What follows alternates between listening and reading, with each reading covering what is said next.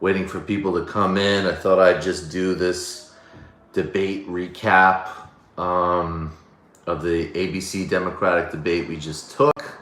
We just watched, or maybe you didn't watch, maybe you were spared watching it. Definitely hit us with super chat donations during this live stream because, whew, that was brutal. You know what made it even more brutal is that I found out that while the debate was going on, from my friend Trevor Beaulieu, thank you. The debate was not on fire. Somebody needed to be on fire. I appreciate that. But I found out from my friend, you guys know Trevor Beaulieu, who of course is my friend and also the host of Champagne Sharks, which is a great podcast everybody should check out. He's on TMBS sometimes. I'm on Champagne Sharks sometimes. He starts posting these videos from Gramercy of, I forget the name of the venue actually, it's crazy. Gramercy Tavern was these videos of Coffee in town performing. She's in New York City. Now, I don't know how many of you know Coffee, but she is a phenom. She's like one of the best reggae artists out right now. She's insanely good. Look up, go to BBC One or BBC Live. Her cover of Ye, the Burner Boy song, it's just Y-E. Insanely good. So basically, I could have been watching Coffee live instead of sitting and watching this really depressing debate. But look, I'll give you some top lines. Yeah, can you guys empathize with me? Come on. I am tempted to sign up for the Yang sweepstakes. Thank you. I will try to get Michael Parenti on sometime. That's on my list. I'd like to. Obviously, the main person I'm working on to get is Cornel West. Will all of you keep spreading the word on TMBS? Before I go to the debate recap, actually, how many of you are going to come to Philly? Get your tickets for the November 23rd TMBS Philly live show with Artesia Balthrop, Emma Vigeland, and Crystal Ball. How many of you guys are doing that? Let me know. I'm excited. We filled Brooklyn and LA. I actually ended up getting a huge turnout in Chicago, which was awesome because I don't have Chicago connections like Brooklyn and LA. But anyways, here's the top line of the debate. Awesome. Here's the top line of the debate. And as always, if any of you have any questions, hit me on the super chat. I will answer your questions. If we make, when I do these extra ones, like at least another extra $100 on the super chat, that helps keep everything flowing in terms of the YouTube channel and getting everybody taken care of. That's part of the reason we got to do it.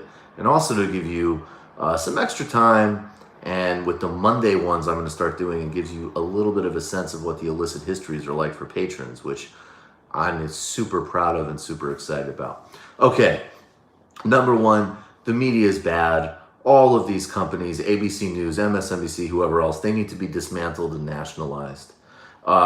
You really do, and I've talked before on the show, but Noam Chomsky's manufacturing consent is so on point for these times because you're looking at how does ideological conformity work in a non-overtly oppressive system. And obviously it is becoming more overtly oppressive, but you have people who go through the ranks who think that they're absolutely intellectually open, that they are not coming from a particular ideological perspective. Thank you, Secret Kami. They have this firm belief, and yet all they do is reify and recreate. Let's just call it the capitalist consensus, the neoliberal consensus, whatever. And now that is always going to fundamentally be aimed at Bernie Sanders, right? So we see this in the sense that he barely got any time to speak, period, even though he's objectively the second candidate to Biden, or if you want to broaden out, in the top three candidates. New poll just told him, showed him overtaking Biden for the lead in New Hampshire. So even just by the raw standards that they might be inclined to use, they absolutely under-asked Bernie and undercovered Bernie. Period. Full stop. Then we go to, of course, there's going to be a ridiculous Venezuela question. Now, I like the way Bernie pivoted. I think that was actually really good. And I'll just say up top, look, Bernie is not going to praise Maduro or the Bolivarian government on national television, so people need to get real. At the same time, I wish he had made a much stronger stand against U.S. interventionism and U.S. imperialism. And also at some point, I want him, and if he can, pull off, say like, look, a lot of governments in developing countries have tried to pull off what Scandinavia's pulled off, and they've been consistently undermined by the CIA, by U.S. foreign policy, by the World Bank and IMF, and those predatory capital interests. He should actually absolutely loop making that point with his one-of-a-kind stand calling for freeing political prisoner Lula da Silva.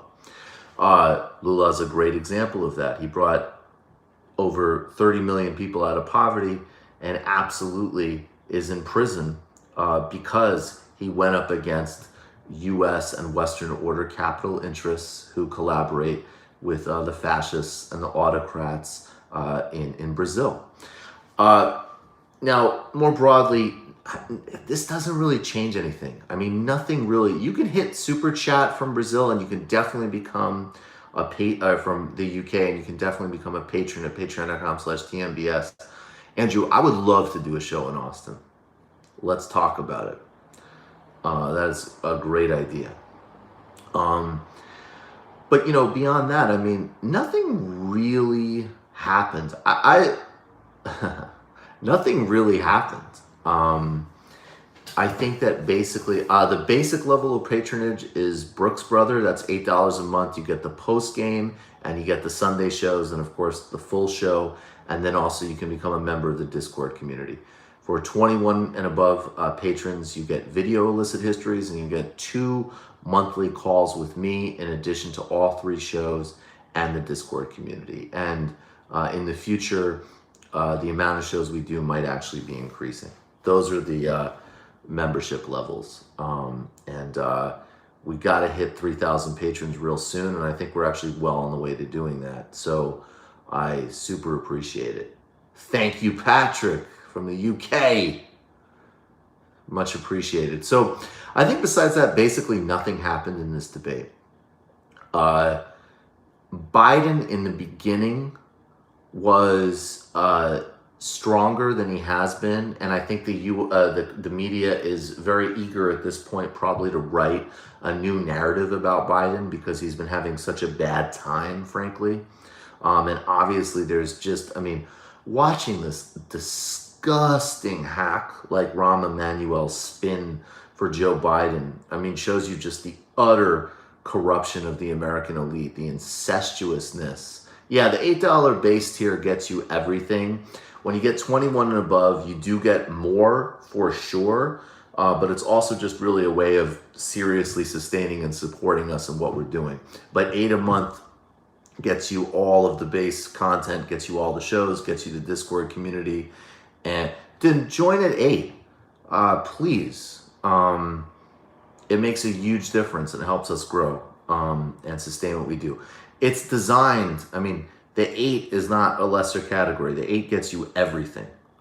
It's just 21. There's the calls with me, and you get the video illicit histories first. It's a great deal. You do get more stuff, but it's just a way really of giving the people opportunity who can to really support it in a different way.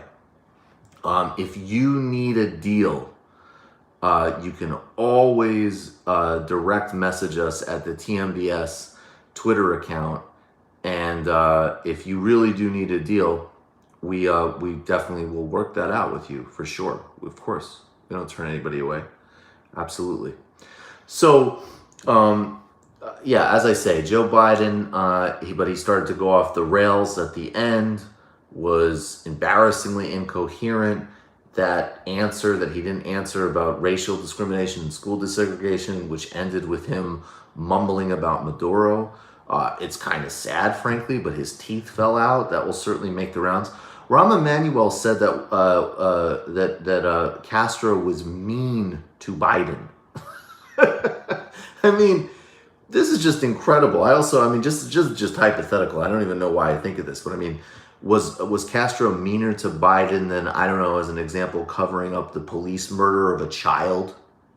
That's just a question I would be curious to ask Atlantic editor and ABC contributor Rahm Emanuel. So disgusting, so pathetic. Barbara Lee is supporting Kamala Harris. I think that's just California state loyalty.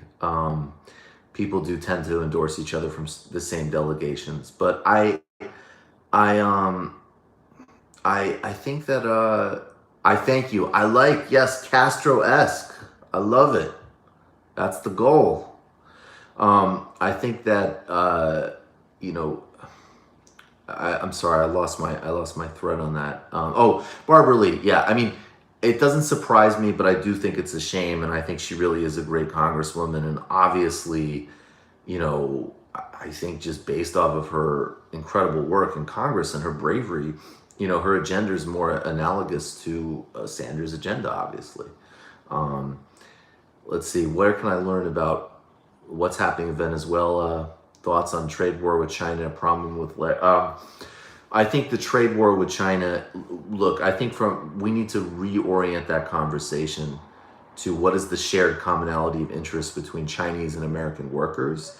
And you need to recognize that the IP challenges are not relevant to most workers, frankly. They're relevant to a small handful of companies. But these are questions that are really kind of like, in some respects, elite to elite conflicts. And they do trickle down. It would be naive to not acknowledge that. However, there's a much bigger set of considerations that is not being put into play here in the China-US conversation at all, that we need to figure out how to do a better job of talking about. That's why I've started to do more China coverage with Richard Wolff. As for Venezuela, I mean, it's really hard, man. Because I do think there's very real and very important critiques of the Maduro government that are just real and in reality. So I would look at people, there's really good coverage in the Jacobin. I think coverage that's incredibly important, but probably less critical, but extremely important at this time. Telesur is really important. And Venezuela Analysis is really important. The Real News Network is really important. Those are what comes to mind. And I think, yes, also This Is Hell Radio, and there's a little bit of ancillary stuff that Brazil Wire does. Brazil Wire is really an indispensable resource for all things Latin America and Brazil, obviously. Counterpunch has some good things. I mean, look, right now, again, I won't be, I'm going to be honest about where there's Gray Zone. I haven't watched enough Gray Zone, to be honest. What I've seen from Gray Zone that I've really liked is there was an interview, I believe, with Manuel Zelaya that I played on TMBS, but I have to look at more. Nothing else really came out of this debate. I think Joaquin Castro had spirit. I think that, but his record at HUD is atrocious. I think Warren was fine. She didn't particularly help or hurt herself tonight. Buttigieg, it's very hard for me to get over my dislike of Buttigieg. Thank you so much. The book is coming in the winter, and that's coming out. And I think, what else would I would say? Yeah, I mean, and then obviously there's a big push to make Amy Klobuchar a thing. And Amy Klobuchar is never going to be a thing. It's embarrassing, and it's depressing. I mean, I don't know why, we're still kind of feeding Klobuchar, other than all of the sort of ideological maps that I talked about earlier. It's stunning that nobody asked, as David Grisham pointed out, it's stunning that nobody asked Bernie about the Green New Deal. It's stunning that there was a whole section on criminal justice reform, and Bernie Sanders has put forward by far the most significant and far-reaching plans on criminal justice. No questions about that. That being said, I mean, I think, look, I mean, Bernie has his support. He has his ground. He has his movement. they could be playing a cautious game in terms of just sort of a risk aversion in the debates. That's totally possible. But at some point, particularly as it gets smaller and smaller, he will need to, I think, develop a different strategy. Yang did his gimmick. Yang is a gimmick. Yang occasionally will identify some really important points and make some salient critiques, and then he always pivots to basically non-systemic, band-aid at best answers.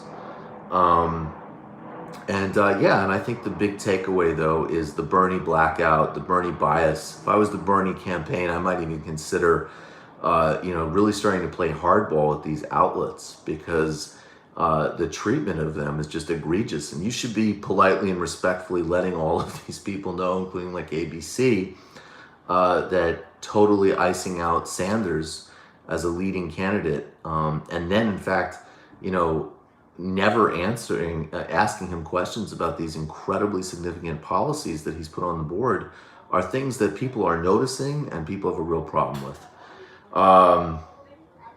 What else can I say in conclusion? I was thinking this was so fucked up, but I was by the end of the debate, I was totally wanting to do Bernie, going into Trump mode with Biden, and just being like, I prefer the former vice presidents who don't constantly talk about their kids dying. But that's just me. That's just what I prefer. Which is so messed up. That's how exhausting these things get, guys. Just, the disconnect between the state, Yang's foreign policy is awful. I will try to make my book be on audio, of course. Anyways, folks, that's it. Go Bernie. Become a patron today if you haven't yet. If you have already, I really appreciate you. I appreciate the growth of the show, how well we're doing. I'm incredibly proud of what we're putting together. Please spread the word. We're about to cross 75,000 YouTube subscribers. The main goals in the horizon here are 3,000 patrons, 100,000 YouTube subs, and we'll just keep getting the word out there, spreading the voices. This weekend for patrons, an illicit history of Robert Mugabe with Bill Fletcher Jr. I appreciate all of you so much, and I'll keep doing my thing. Appreciate you guys. Left is best. Peace and love. Lula Livre. Ton of clips this week, obviously. Tuesday, Emma Viglin's going to be on the next TMBS main show. On Friday, my appearance with Jesse Ventura is coming out. I was on Jesse Ventura's show, and I just recorded yesterday, and I think it's coming out early next month. I was just a guest on Richard Wolff's economic update. And if you want, if there's any shows or anything that you want me to be on, let me know, let them know. Obviously, I'm open to doing it. Guys, sorry, Tulsi. Sorry. Jesus frickin' Christ. Guys, you're the best. Lula Livre. Put down your guns, listen to Bob Marley. Have a good night, everybody. Appreciate you all. I just saw somebody said Destiny Debate Part 2. I have no apologies for the Destiny debate, but I've already talked about that. You gotta be a clear communicator. All right, guys. Good night.